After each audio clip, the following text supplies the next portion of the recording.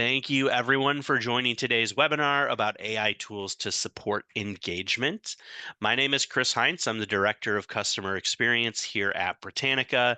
Happy to be here working with Wisconsin educators to really help support the work that you are doing with your students and with your educators as well. So good to see some familiar faces here. Well, familiar names. I can't really see anyone's faces, but good to see some familiar names in the crowd here. And hopefully, if you are more of a Britannica beginner and not as familiar with Britannica, hopefully this gives you something to really get you started. If you're a little bit more engaged with Britannica and you have a good background with Britannica content, hopefully you learned something new today. So really excited to be here and really share this good content with all of you in the audience. So did some quick introductions here. I do want to put in a little bit of a plug here about our approach to AI, because AI is everywhere, right? This is really the hot button issue in education at this point in time. And so Britannica, we have incorporated AI into some of our products. You will see an example of this shortly. But I want to take a step back and talk about our approach to this because a lot of people are approaching AI very differently. And we want to be a part of that conversation, but do it in a very responsible way. So I'll talk a little bit about our approach to AI. Then I will share some of our AI-powered resources. And at the end, we'll have some time for Q&A and next steps as well. So shaping responsible AI with Britannica Education. And some of you may have been on a webinar that we did with EdWeb a few weeks ago, where we brought in some school and district leaders to really share their experience with crafting their district policy around AI. And I'm not going to go deep into the weeds with that content. That was more of a thought leadership, thought partnership session, but we want to be, again, a part of this conversation here. But one thing that really does, I think, shape the way that we've developed the AI tools in our products is reflective of our guidance for bringing AI into the classroom. And so these three kind of guidelines really do set our approach to AI. So the first thing is to start small. And not, just jump off the deep end and use AI for everything, but really to make sure that you're using AI appropriately, right? So starting small, using it for one task at a time, and then build out from that as well, right? So, AI, just use it as a tool in your toolkit. It is the right tool for some tasks. It's not the right tool for other tasks. So really, I think incorporating that into the way that we've built these tools as well. Second, set boundaries. So define when this is helpful and when you really need that human judgment. And then finally, number three, involve students, right? And model the critical thinking that you use as an educator when you're using AI. And that can really help your students see the responsible way to use AI and not just use it for everything there. So as we kind of use this as our jumping off point to talk about AI, I am going to show you how we've incorporated AI and media literacy and digital citizenship and all of these things into these Britannica resources that you have access to through BadgerLink. So the first one, we will jump into Britannica School, and I will show you our Ask Britannica tool, which does provide kind of an AI summary sourced from Britannica content. And then we will jump into Teach Britannica, and I'll show you some of our AI and media literacy lessons that have been built to really incorporate those skills for your students. So again, the first tool here is Ask Britannica, right? As you know, you have access to Britannica School through BadgerLink. This is an AI-powered question and answer tool that is embedded only in the high school level of Britannica School. So we didn't want to incorporate this for all of your middle, your elementary, your early elementary students, but we kind of made the decision that high school students, right, we want to model this responsible AI use with them. Helps them to ask thoughtful, natural language questions and get trustworthy answers sourced from Britannica's content. So let's go ahead and jump into that. So I'm going to go into Britannica School. And again, just to mention here, if I go into the elementary or the middle school space, you will only see one search bar. right? This search bar at the top of the page provides you with a keyword search of all of our Britannica content. And the elementary level looks very much like this. So there is no AI powered secondary search feature in those levels. However, if I go to the high school level here, you will see that we now have two search bars here at the top of the page.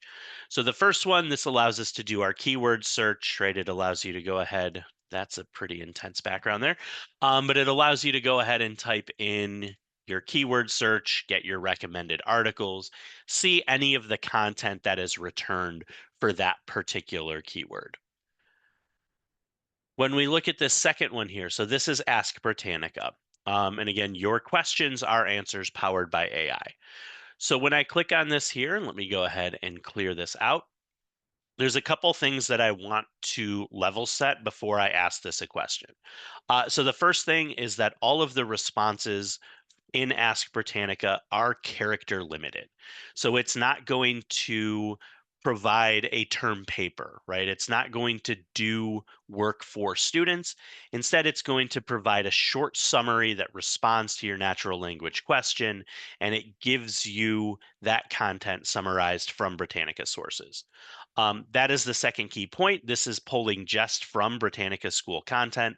So it is not pulling from the wider internet, but it is sourcing from content that is provided by Britannica. And the third thing, and then I'll go into my question here, this does not answer inappropriate questions. So the AI has been trained not to hallucinate, right? As sometimes we see with other large language models, right? That the AI sometimes makes things up, right? This has been trained that if it does not have an answer to the question, it responds and it says, I'm sorry, that's out of my educational scope. Please try again. So let me go ahead and ask this a question, and I'm just going to ask this: how do large language models work? So ask the AI a question about AI. We'll go ahead and hit it. So it'll analyze, it'll check this question against our Britannica sources, and then again, it provides you with this short character limited response to the question that you asked. Um, a couple other things to point out here. This does cite its sources. So we always encourage students, right? We want this to be a responsible piece of student research and the student educational process. So we encourage students to take a look at the source material, right? So if you click on sources on the right side, you will see a list of sources where this content was pulled from. And you can actually click on it. So I'm going to go into our article here about large language models.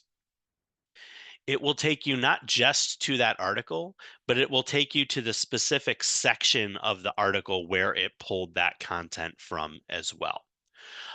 This is where we encourage students to base their research. So one of the common questions I get from folks is, how do you cite Ask Britannica? Right? If a student asks Britannica a question, and they want to use that response in their paper, how do you cite that? And we actually encourage students to go to the source material and cite the source material, right? Instead of citing the AI summary as their basis for their research and in their paper. And that's why we include the citation tool here, right? So we've gone directly into the source material itself. Click on cite, and then you can choose from your 4 different styles of citation to copy and paste into your bibliography. Okay, let me go back to Ask Britannica here. A couple things, we do also want this to be part of student inquiry, right, and their inquiry process. So when students ask this question, you will also get a list of related questions here that can help you to kind of hone in on your main point. So if you ask the question something that's very broad, these related questions might be something that's a little bit more targeted and a little specific here. So let's say we'll do, what are some real world examples of LLM applications? Go ahead, click on that, and it will give us again, Britannica sourced response to that particular question. The other thing you can do here, you can save all of your content. So when I ask Britannica a new question, you'll see it's now saved, question 1, question 2. If I want to ask a new question, something completely unrelated, something like how do ducks float? I can go ahead and ask that. It will save that in my question thread as well. And then students are able to refer back to this content on this particular browser session. If you want to save this content, so if you've seen, some different responses and some content that you really like, you can go ahead and click save here. It will save all of the responses and the queries and the sources directly to your device as a text file, which you can then use however you see fit to really keep those questions, keep them organized and refer back to them later as well. So that's Ask Britannica. Again, it is not going to write term papers about LLMs. And it will say, sorry, that's outside my area of knowledge. If I ask it anything inappropriate, will you answer inappropriate questions? And again, it will say, sorry, that's outside my area of knowledge. So again, it's been trained not to make things up or hallucinate on the spot. The last thing I would encourage you to do, and then I'll open things up for questions here, is to click here. And this takes you to our FAQ page, talks a little bit about the Ask Britannica tool, how it's been developed, our general approach to responsible AI usage as well. And then finally, some more targeted FAQs about using this content in the classroom. Again, we do stand by this as a really helpful tool for students. But when we ask how accurate are the responses, we do encourage students to go to that source material, right? And make sure that you verify the content that is being returned by the Ask Britannica tool. Okay. So I'm going to pause there. Are there any questions, comments, or feedback based on what I've shown you so far?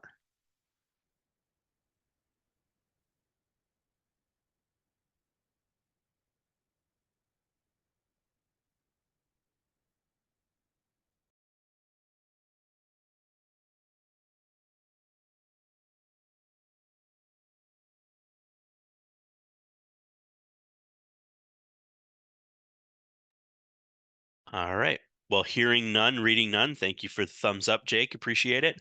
I am going to go ahead into our second tool for today, and that is our Teach Britannica resource. Some of you may have joined some of the previous sessions that we did here about Teach Britannica and some of the resources that are available. But just to level set, Teach Britannica is an open access resource hub. Let me go back to my slide deck here. Which provides a lot of great classroom-focused tools that can help to transform your classroom into a hub of active learning. And the great thing about Teach Britannica is that it is open access. There's no firewall, there's no paywall to access any of this content, and it has a number of different resources that can really be helpful. But what we're going to focus on today are our lesson minis. And so I'm going to jump into Britannica School, show you our quick connection to Teach Britannica, and then speak to some of these lesson minis that have been developed around media literacy and AI in the classroom. So let me jump back into our content here, right back to Britannica School High. And if you click on this little thistle icon in the top right corner, what you'll get is a drop down that has links out to other Britannica resources that you have access to through BadgerLink, right? So you can get into Britannica Escolar and Moderna as well as Merriam-Webster. But right at the top of this, we have our link to Teach Britannica.